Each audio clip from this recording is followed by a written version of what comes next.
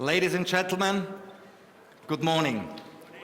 We are very proud to have you here, and we are very proud to have the chance to make a pre-opening at the Sauer booth of the 2012 IWA. And I want to send you over a warm welcome from the whole Sauer team, also on behalf of our owners, Michael Lüke and Thomas Oertmeier.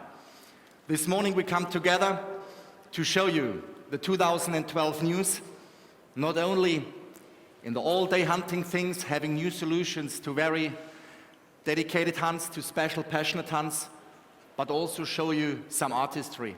As being the oldest gun manufacturer from Germany, I think it's our obligation to live that perfect symbiosis of high-end technology and the craftsmanship of our fathers and grandfathers.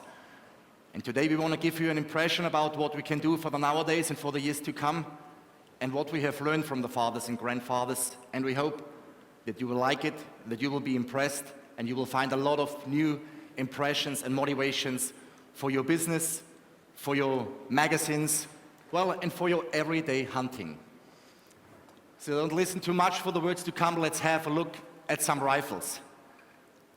And we're gonna start with guns that really make you feel the hunt. We say you have to have the chance to get there where the hunt is. So what we did with some guns that you know from the actual portfolio, like the 202 Forest, to make it a bit more tough, to give you the chance to really go into the brushes. The boar hunters know that sometimes you have to go very deep inside there to meet them and finally to hit them and get out as the winner of that battle. So welcome with us the Sauer 202 and the Sauer 303 Forest XT.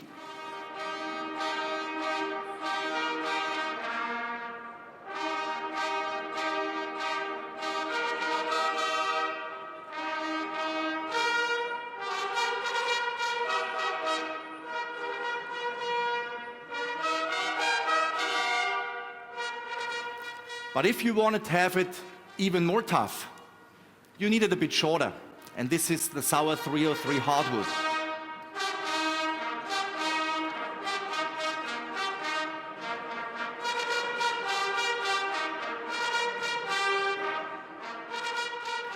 But then you all know that outside Germany there are animals who can go after you instead of you going after them. And so you should have some big arguments coming with you. And this then is the Sauer 202 Hatari.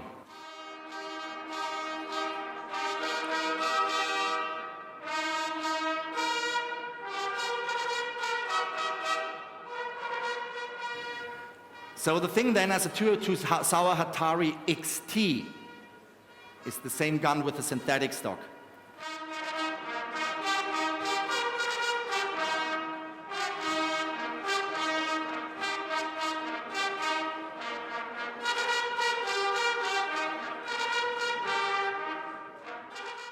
We always think about what can we do on the real noble way of hunting. So a side-by-side, this to me personally, it's one of the most beautiful guns that you can build. And we did a lot of thinking how we can bring that into a price range, which is a bit more affordable for the one or the other. And together with a partner, a very small manufacturer, we realized the side-by-side elegance and side-by-side magma.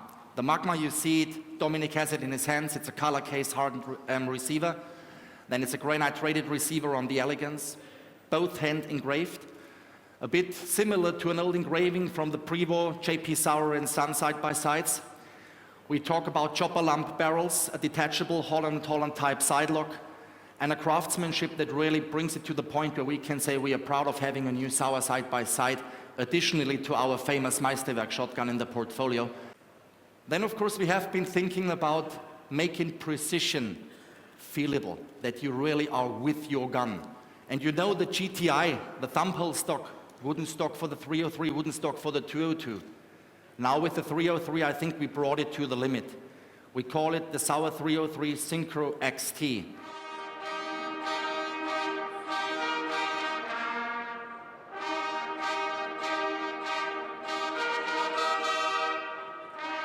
So of course, again, we are very proud to show you some artistry, some artwork with again some themes that we try to bring in the gun, because it's not just engraving. We just don't want to do any kind of scrolls. No, we want to tell a little story. And the first gun that comes again has the theme of Africa. It's called the African Adventure, a 416 Remington Magnum takedown, engraved by Florian Güllert. And together with Marco Frühauf, master gunsmith from Schleusingen, we always realize handmade breech loaders. And here we did some very, very special thing. It's the so-called Sauer Sanglier et Malard. That means what you see here is a 9.3 by 74R double rifle with a spare barrel in 20-76 gauge. The next thing is a very, very German version of a combined gun. This is the Büchsflinte, a combined rifle called Weidmannsheil.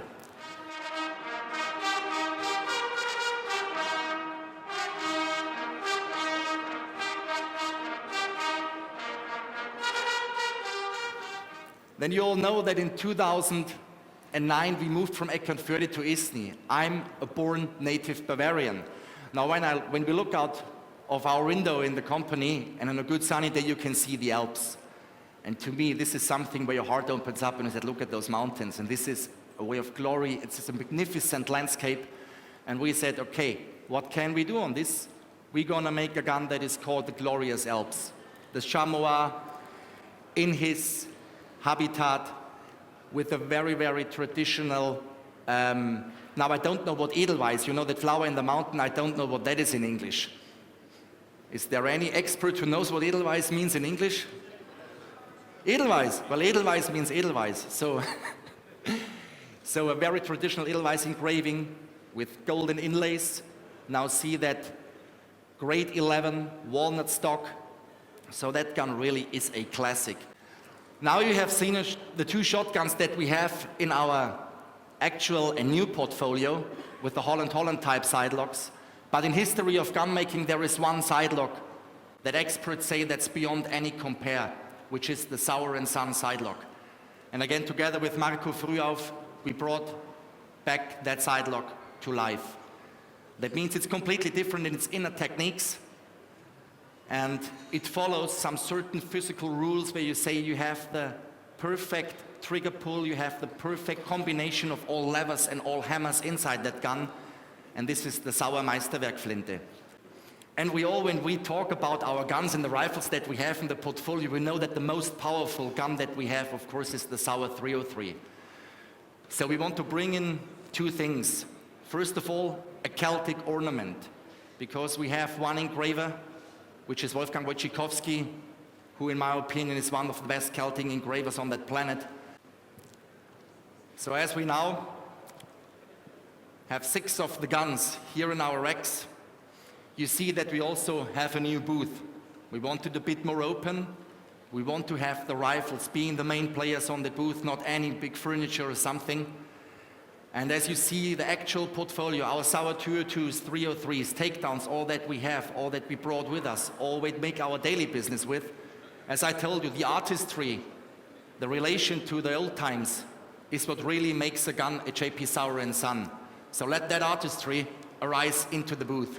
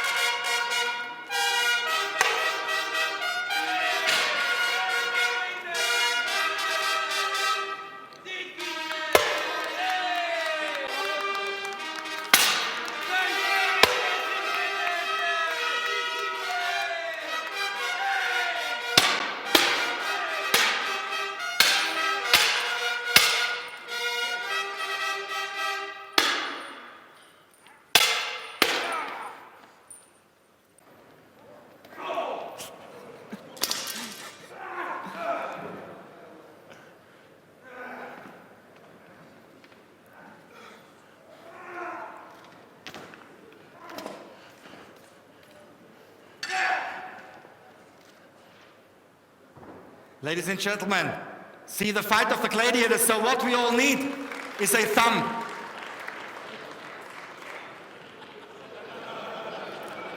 Now see the Austrians. I see the majority with the thumb up. Ladies and gentlemen, thank you for that ancient fight. The thumb is up, both are alive. So what you have seen here is the ancient fight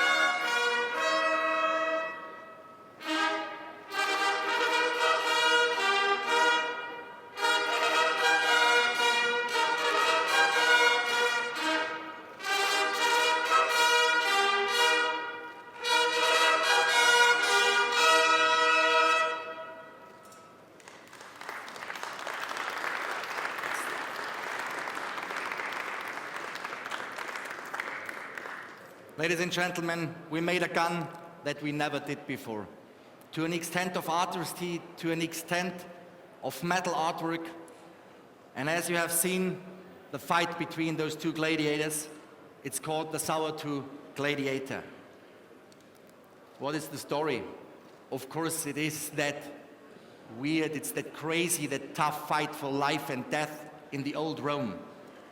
And it's a metaphor for the art of weapon, for the art of fighting in all its ill and sick thinking of those emperors at that time.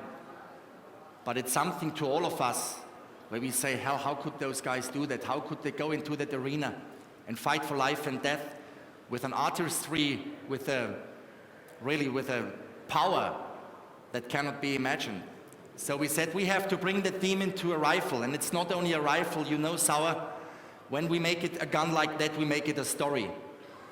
So you see here a sculpture of Gabriele Haslinger, a very famous sculpturist from Germany. And you see a lion on a chain to a wall. You might know that fights. Those two guys, if they had been in the ancient times, and one of them might have been a bit cowardly and running away, he would have come in the circle of that guy. So they really made sure that they fight against each other and not one running after the other. So then the whole theme of Rome, you see the aqueduct running into the city, which is in all that metal artwork made by Marco Frühauf. You see the water in a silver coming into a building, which is the Therme, where the Romans have been sitting, warming themselves up, feeling comfortable. But of course it would not be a Sauer if this would not be a scope mount. You simply take that roof off, and then of course you have a swing side mount. Well, everything on the gladiator theme is carried by Senatus Populusque Romanus, the SPQR. And what do you find at the bottom of the gun? In a full gold inlay. And you can take even lenses, you will not see any gap, not hundreds of a millimeter between that wood and that gold, and you will see what artwork means when we do it. And this is the SPQR running in that theme. Then you see the two gladiators fighting. A sword and a shield, and a net, and a 3-pin spear. And of course, this is the fight on life and death. And you see the helmet of that young man. Well, we all know if he is young or not, because it was an anonymous fighter. It was a warrior in that arena. And we wanted to bring that into that gun, where you see that helmet of the fighter. And now we have one great advantage in comparison to the spectators of Rome. We can open up the helmet and see that man behind it. And here you see fully engraved the fighter in the inside of the helmet. It's not an anonymous warrior.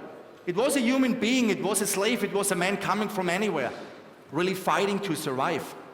And those people yelling and crying in the Colosseum in Rome, it was just a golden helmet, fighting for their fun and for their party.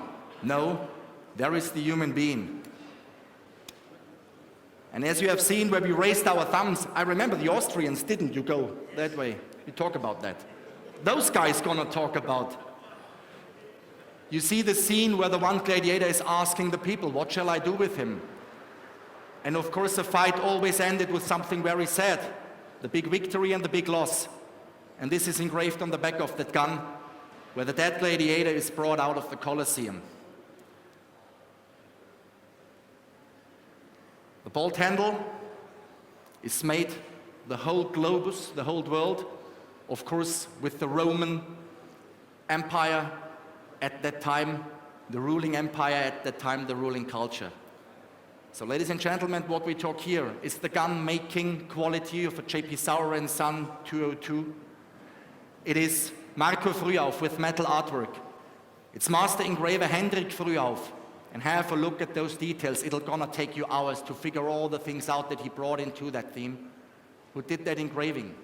It's Ursula Bertele, goldsmithing manufacturer in the south of Germany, doing that helmet. It's again Marco Frühauf, who did the polishing on the grade 11 wood. Hendrik did the checkering, the outer lines, which is absolutely unusual. It's Gabriele Haslinger doing a bronze sculpture. And in the end, it's Dietmar Heckelsmüller having made this, that everything is presented like in the old Rome. And we are proud to have you here this morning, that you have seen that gun, because you can imagine I haven't seen such a gun before, and it's such a pleasure to show it to you. Thank you very much.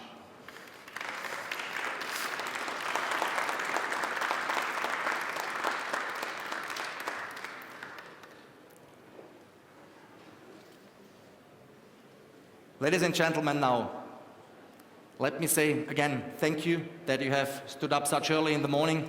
I hope you did not regret 1 minute of what we let you know this morning. So let's raise our glasses on a successful IWA, on a good show, and now very egoistic on the next 261 years of J.P. Sauer & Son. Cheers.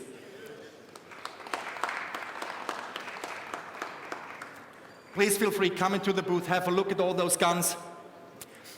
You have to come closer to see what we did and what we can do. Please feel free, come in.